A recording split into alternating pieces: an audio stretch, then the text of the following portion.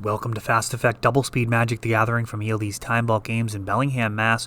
Here we have a round of our ELD Legacy Open that took place March 7th. Bug Zenith, piloted by Carl, squaring off against Michael on Storm. Both players opening up with Polluted Delta. And Michael sacrificing for Underground Sea into a Brainstorm. Already got another fetch land on board. He's going to be looking to sculpt a lethal hand. Storm, a very fun deck to play. We'll see what flavor of Storm it is. This was from March 7th, so I believe Underworld Breach likely to be part of the situation. I think I saw a Brain Freeze there, but we'll see as this unfolds.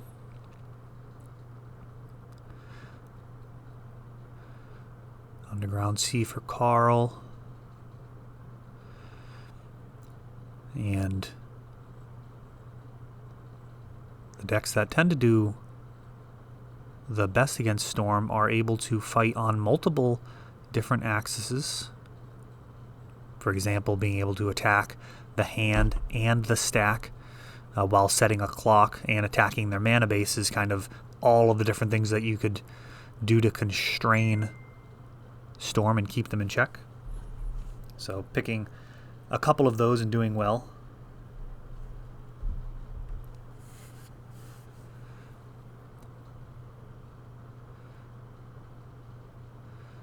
And fetching.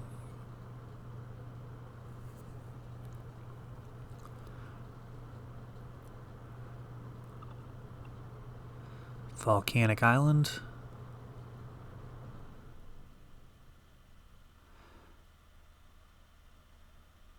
We see the Underworld Breach.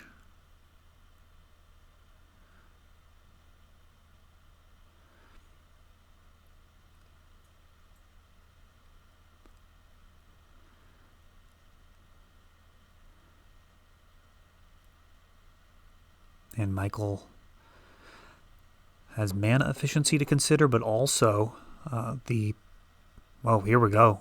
Here we go. Dark Ritual into Thoughtseize. Carl gonna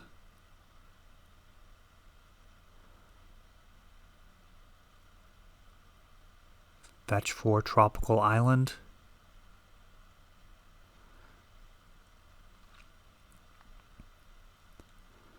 And shows a hand full of cards here. Brainstorm is taken.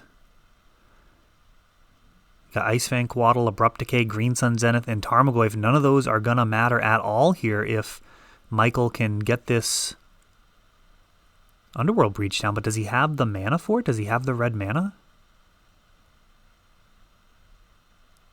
I believe he played that Swamp this turn. Oh, and that is a misplay right there. That is definitely a misplay. Let's see how much information Carl picked up on. Keeping Abrupt Decay open, actually very powerful. Tarmogoyf being played, and Abrupt Decay actually could be used to take out a Underworld Breach. And if Michael has Lion's Eye Diamond in hand, he's actually just going to be able to win now, as this Goyf doesn't really represent any way to stop him. Oh, what am I seeing? Does he not have Lion's Eye? He can just play the Underworld Breach, Lion's Eye, and then flash it back. A flashback Brain Freeze. This has to be early days of Michael playing this list. I know he's played other Storm decks, but he just missed the line there. That fetch land could have grabbed a red source, and that should have been a wrap.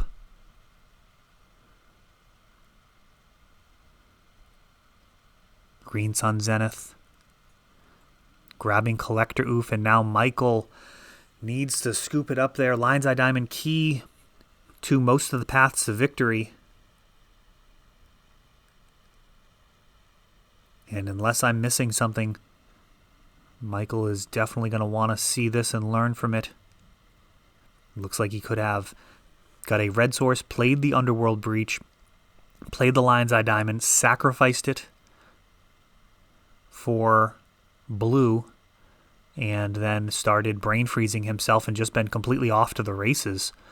On the other side of that, Carl, if he had kept up Abrupt Decay mana, would have had a counter to that. So kind of a interesting game there. And then, of course, that Dark Ritual into Thoughtseize and passing. Not where you want to be.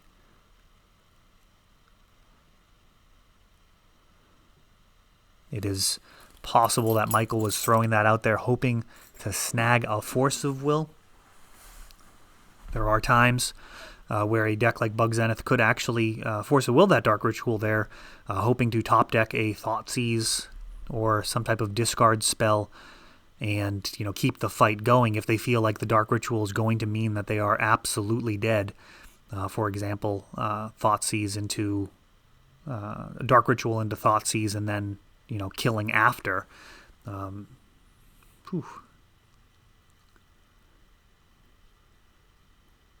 It is pretty difficult to know when to go after the rituals. It really depends on the deck that you're playing, what your clock looks like, your ability to continue fighting on the stack and to disrupt their hand, the ability to disrupt the graveyard, or things like Collector Oof as well. Getting down a Collector Oof makes a world of a difference, and buying the extra time for that could be the difference between winning and losing. We'll see what Michael does with the play.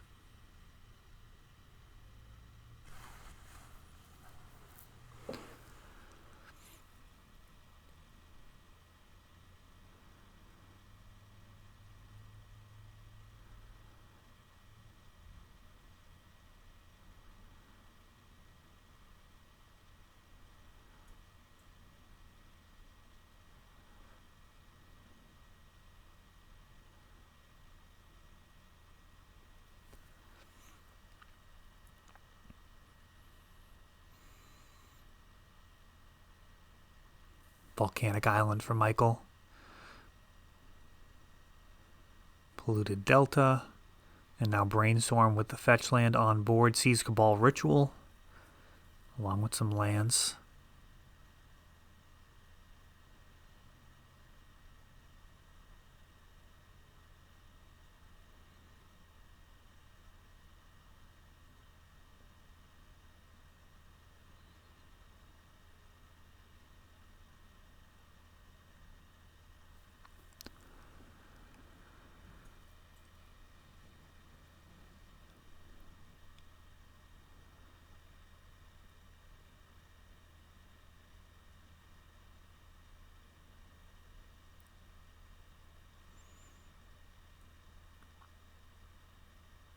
Scavenging Ooze.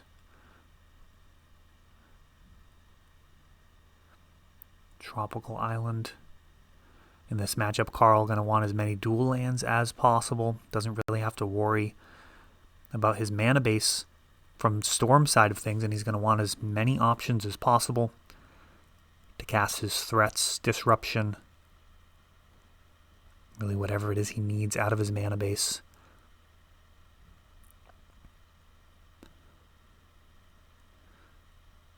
And Thoughtseize shows Green Sun, Surgical, and a couple of Goyfs. One Modern Masters, one Future Sight. Surgical is taken, and now Carpet of Flowers comes down. That does replace itself as far as mana goes. It's can be the first or second main phase.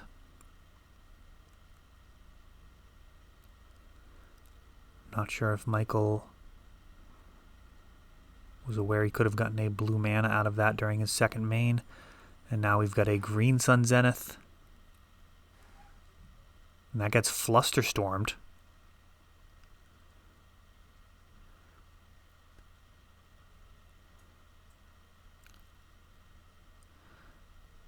Ponder sees a Dark Ritual Carl asking if he's added mana to his mana pool. He has not. He's going to end up going to his second main in order to get that mana.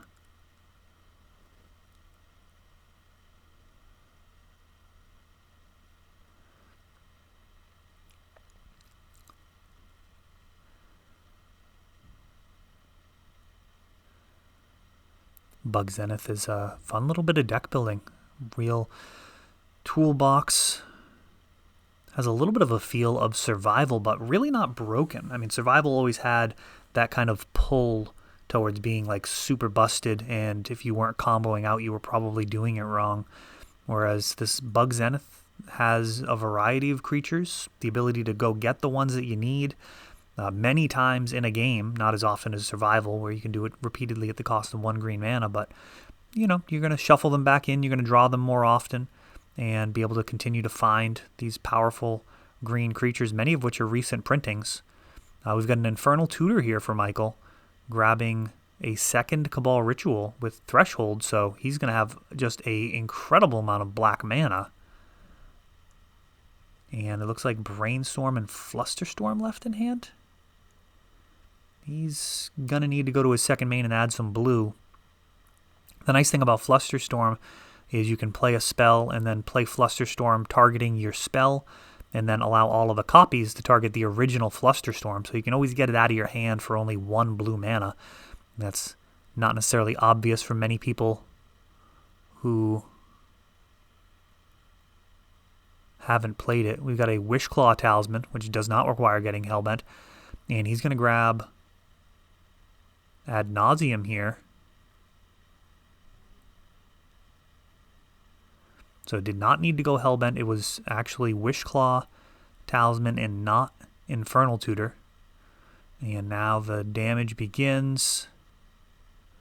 Down to 7, 6. He's going to really want a Lion's Eye Diamond. 5, 4.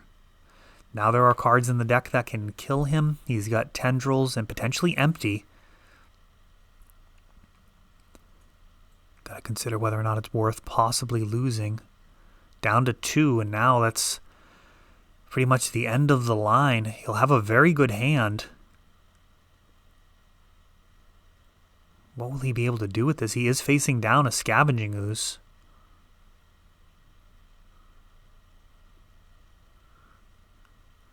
Ponder. Ponder shuffles. And this is super dangerous territory. Oh, what a savage. Lion's Eye Diamond off the top. Dark Ritual into Cabal Ritual. Infernal, crack the LED. And Carl's hands were not sped up. That was actually how fast they moved in real life. Holy cow. What an absolute savage there. Michael now going to be on the play, on the draw going into game 3. Wow. Ponder, shuffle, rip the LED. Exactly what he needed. Unbelievable.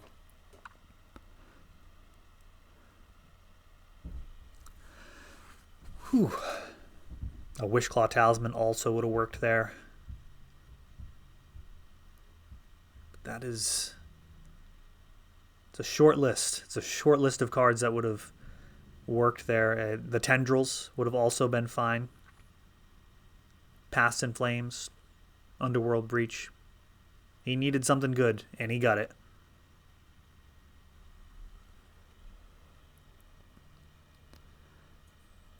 Those are the type of draws that can leave many players tilted. We'll see how Carl recovers from that. Being just 1 card flip away from victory in the match. Instead, now he's going to find himself in a game 3 versus a deck that can kill you out of nowhere. I do actually enjoy playing Storm quite a bit, partially for how other people play against it. People really feel like their back is up against the wall. They very often don't have enough reps against Storm, so they second guess every decision and very often either overthink or just miss lines, which are crucial. They might take a defensive posture and just leave you a series of outs which really didn't need to be there, but they just weren't aware of, what it was that they actually needed to stop.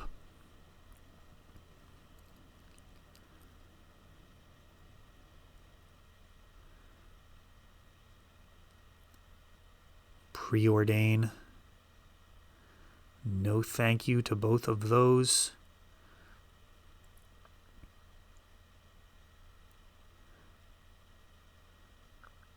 A Gilded Goose, a card that when spoiled I can't imagine many people would have thought here is a legacy playable card, but it is proven to go quite nicely along with Oko.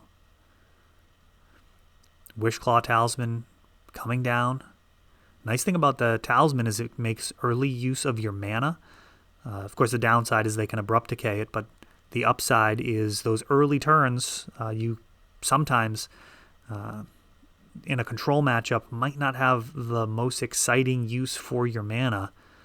For example, duressing them when you're not actually ready to go off, and then you're giving them a turn to draw more cards. Whereas here you can jam that, get it onto the battlefield, and later when you Thoughtseize or duress on a later turn, if the coast is clear, you're just ready to win. It does potentially allow for some efficient use of your mana in that regard. Here it gets Petty Thefted back to his hand with the other side of Brazen Borrower, and lets him know that there will be an incoming clock eventually.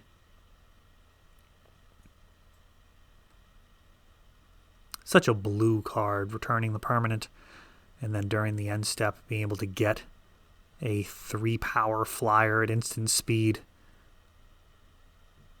Just feels very much like what blue is all about.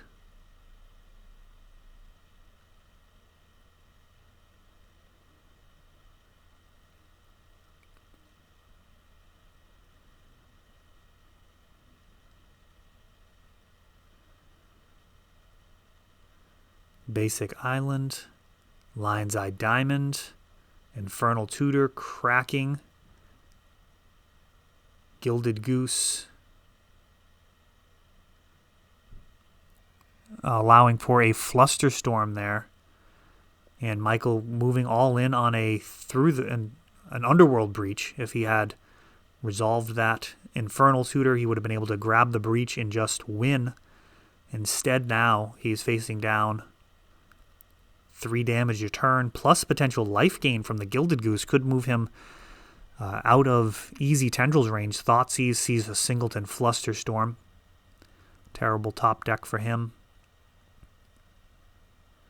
Thoughtseize back, gets a Veil of Summer, which isn't strictly the worst. I mean, it's pretty damning. I mean, losing the discard plus them drawing a card is a disaster, but you're not actually going to be able to kill them while they have Veil of Summer in hand, and this is looking really bad. Down to just 7, facing 6 damage. Oh, there's the Dryad Arbor. If this is during the end step, he's going to untap and hit for 7, and that is going to do it. And all in place, stopped by Flusterstorm.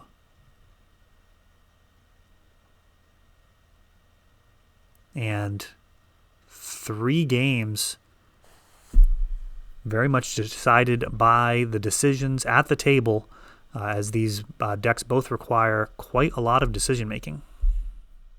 That is all for this one, but don't worry, there is a lot more. You can check out our older videos, and we're always putting out new videos from ELD's Time Vault Games in Bellingham, Massachusetts. If you want to help the channel, of course, you can like, subscribe, share, tap that notification bell so you can know the next time our new videos come out. Thanks for watching.